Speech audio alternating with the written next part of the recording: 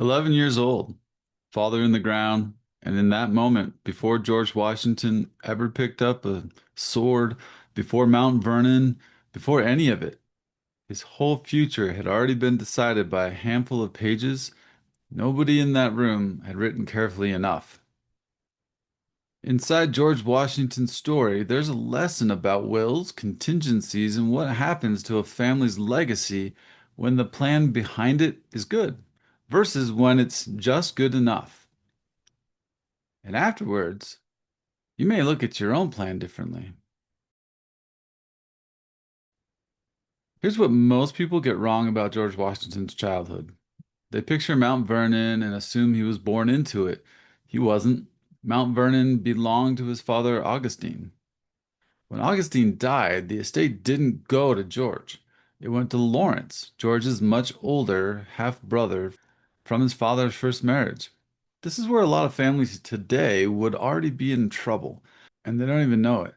Washington had two families, four children from his first marriage, including Lawrence and Augustine Jr., and then George and his younger siblings from his second marriage to Mary Ball. Two sets of children, one estate. And whatever Augustine's will said was about to become the only thing that mattered. By the terms of that will, Lawrence, the eldest son, inherited the bulk of the estate, including the plantation on the Potomac that would one day be called Mount Vernon. Augustine Jr. got another property. George, from the second marriage, got a smaller working farm, Ferry Farm, held largely in trust under his mother's control until he came of age. George got the short end. No fortune, no fast track, and a mother telling him to get back to work on the farm. And it's true, by any measure of what did George Washington inherit, the honest answer is not much, and not the best of it. Blended families, multiple children, one will. That's not common anymore, right? I see this exact setup in my office all the time. A second marriage, children from two different chapters of somebody's life, and a will, or worse, no will at all, that was never designed to handle it fairly.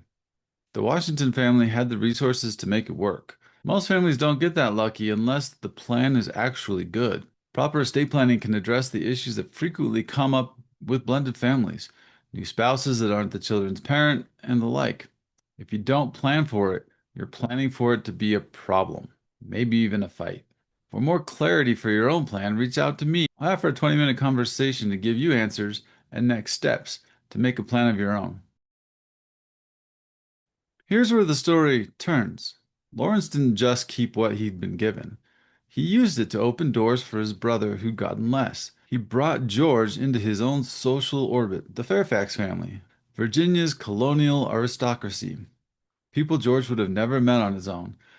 He helped steer George towards surveying one of the few respectable paths to real money and land ownership available to a young man without a fortune. And by every account, he became something like a father to George after their own father was gone. There's a line in the young George Washington film that they lean on hard, that even a pawn can take a king. It's dramatized, sure, but it's pointing at something real. George Washington's entire rise happens despite what he inherited, not because of it. His half brother's mentorship, his access, his belief in George, the doors he opened mattered more than any line item in their father's will. Judge a man by who he is, not by what he inherits. And that's really the heart of what I want you to take away from this. An inheritance was never supposed to be the whole story. Money and land are easy to measure. Character isn't. But if you're building an estate plan and all you're thinking about is who gets what dollar amount, you're missing the actual point of the exercise. The best plans I write aren't just distributing assets, they're setting people up. The way Lawrence set George up to become who they're capable of becoming. George was blessed to have a mentor in his life. Many of us don't. The haves, more often than not, forget their have not relations. But even mentorship and good intentions only go so far. Because 5 years after taking George under his wing, Lawrence Washington was dead. And what happened next is the part almost nobody tells. Remember, for more clarity for your own plan, reach out to me. I offer a free 20-minute conversation to give you answers and next steps to make a plan of your own. In 1752, Lawrence dies of tuberculosis, only in his mid-30s.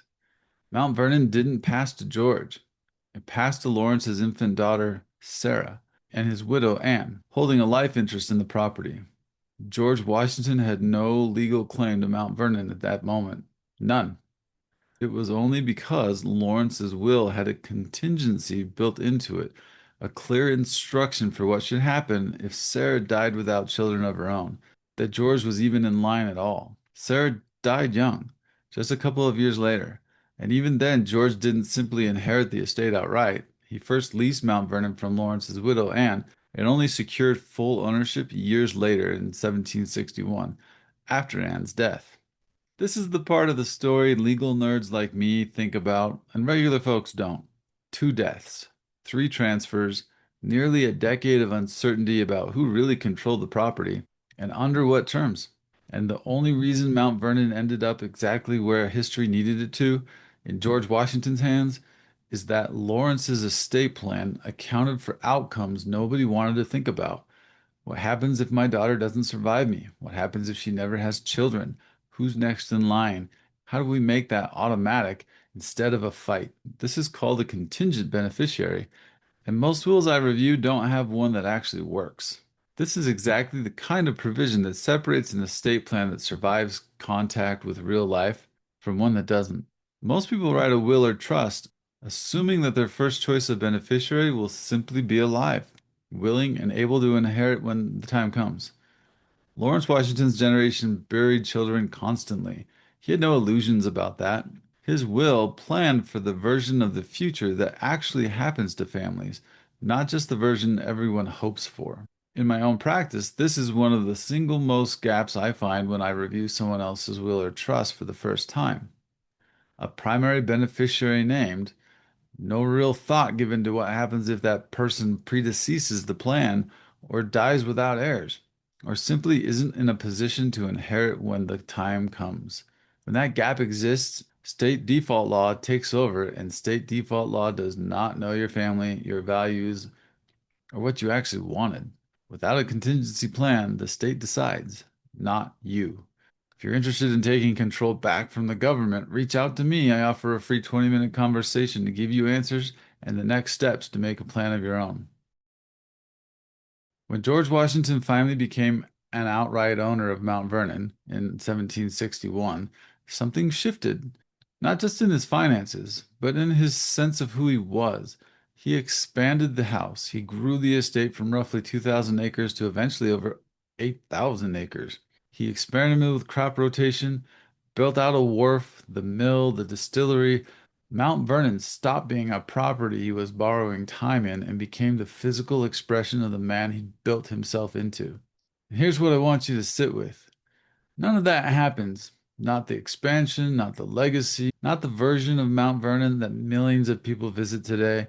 If the ownership chain breaks down somewhere between 1743 and 1761, if Lawrence's will is vague, if there's a dispute between the extended family about who actually holds title, if George has to fight for years in court instead of stepping into property that's legally, cleanly his, it might have distracted him from his calling in history.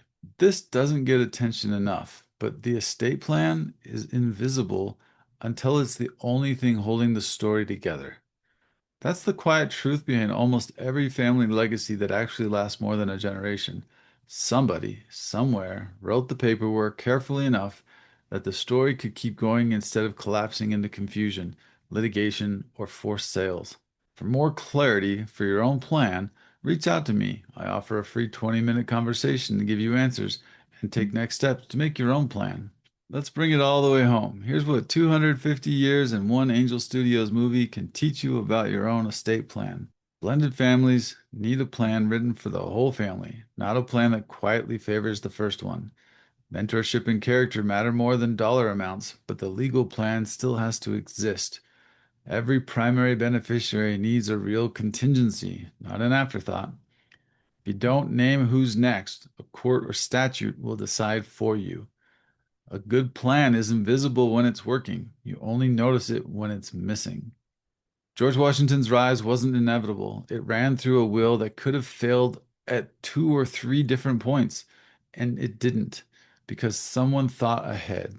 And your family's story deserves the same thing. Not luck, a plan. Washington's story isn't really about a mansion on the Potomac. It's about what a family does with what it's handed, and whether the plan behind it holds up when life doesn't go the way anyone expected. That's the work I do every day at Legal Inc.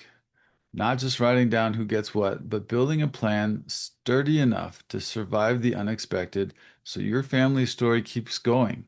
Well, no matter what.